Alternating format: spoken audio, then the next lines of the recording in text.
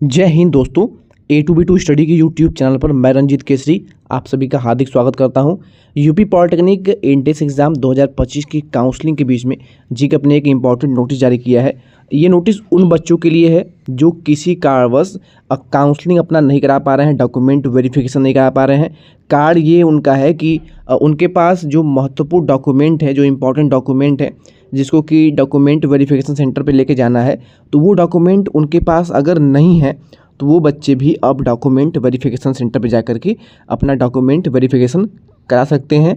और उनके document verification के लिए जो भी इम्पोर्टेंट डॉक्यूमेंट लगने वाले हैं उसके लिए उनको कुछ समय भी दिया जाएगा। ये नोटिस उसके रिगार्डिंग जारी किया गया है। यहाँ पे आप देख सकते हैं शैक्षिक अभिलेखों के अभाव में औपबंधिक प्रवेश प्रदान किए जाने के संबंध में ये नोटिस जो है वो जारी किया गया है। अवगत कराना है कि वर्ष 2025 की प्रवेश काउंसलिंग के द्वारा संस्था या पाठ्यक्रम का आवंटन प्राप्त किए गए अभ्यर्थी अपना डॉक्यूमेंट वेरिफिकेशन अभिलेख सत्यापन हेतु जितने भी सहायता केंद्र हैं, गवर्नमेंट पॉलिटेक्निक कॉलेज हैं, वहाँ पर उपस्थित होते हैं तथा उसके द्वारा तत्समय यानी जिस समय वो काउंसलिंग करा रहे हैं, डॉक्यूमेंट वेरिफिकेशन के लिए पहुँचे हुए हैं, उस समय तक अगर उनके पास शैक्षिक अर्हता नहीं है, जाति यानी कि कास्ट सर्टिफिकेट नहीं है, निवास प्रमाण पत्र नहीं है, आरक्षण इत्यादि कोई भी अगर डॉक्यूमेंट नहीं है, तो उन बच्चों से एक प्रार्थना पत्र जो है लिखवा लिया जाए।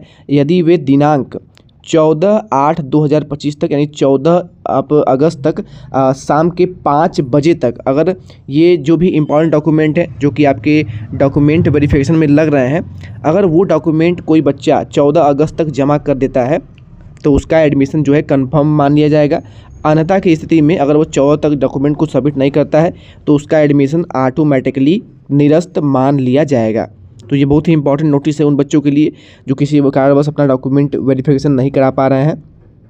यहाँ पर अभिलेख सत्यापन अगर नहीं करा पाते हैं समय तक आप तो यानी कि आप अगर जा रहे हैं अभी डॉक्यूमेंट वेरिफिकेशन कराने, आपके पास हो सकता है इनकम डोमिसाइल कास्ट सर्टिफिकेट या फिर AWS सर्टिफिकेट आपके पास नहीं होगा, तो 14 अगस्त तक आप वहाँ पे जाएंगे अपने हेल्प सेंटर पे जहाँ पे आप डॉक्यूमेंट वेरिफिकेशन के लिए चूज कर रहे हैं, वहाँ पे जाएंगे।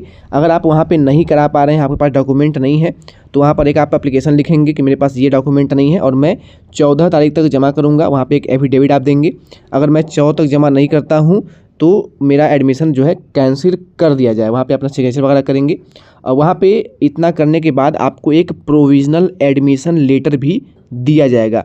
प्रोविजनल एडमिशन लेटर वो लेटर होता है जिसको लेकर के आपको जो कॉलेज अलॉट हुआ है, गवर्नमेंट कॉलेज जो कॉलेज आपको मिला हुआ है काउंसलिंग के थ्रू, उस कॉलेज में जा कर के आपको वो एडमिशन लेटर सबमिट करना होगा, जिससे कि आपका एडमिशन कंफर्म मान लिया जाएगा और आपने वहाँ पे क्लास करना स्टार्ट भी कर सकते हैं।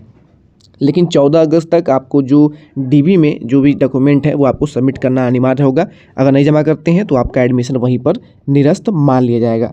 तो ये बहुत ही इंपॉर्टेंट अपडेट थी उन बच्चों के लिए जो किसी कारणवश उनके पास डॉक्यूमेंट नहीं है और उसी कारण वो अपना DB भी नहीं करा पा रहे हैं, काउंसलिंग से रुके हुए हैं, फ्री स्लॉट भी चूज नहीं कर पा रहे हैं। तो उनके लिए ये नोटिस काफ़ी इंपॉर्टेंट हो सकती है, काफ़ी हेल्पफुल हो सकती है।